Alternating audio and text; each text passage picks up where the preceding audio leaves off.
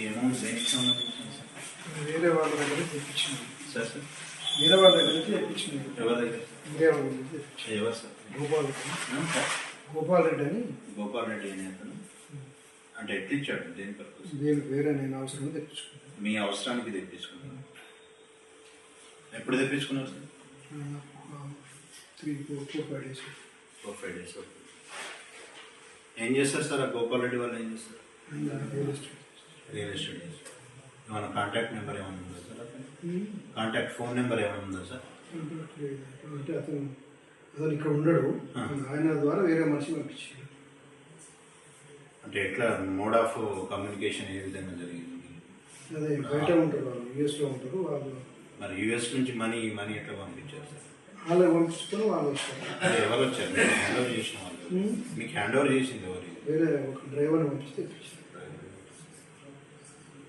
అట్నే ఆ లిక్కర్ ఉంది కదా సార్, ఆ లిక్కర్ సంబంధించి లిక్కర్ అంతా గిఫ్ట్స్ వచ్చినాయి. మా బ్రదరు, మా సిస్టర్ ఇన్ లా, మా మిసెస్ వాళ్ళ మేనత్తలు, వీళ్ళ పిల్లలంతా యూఎస్లో ఉంటారు.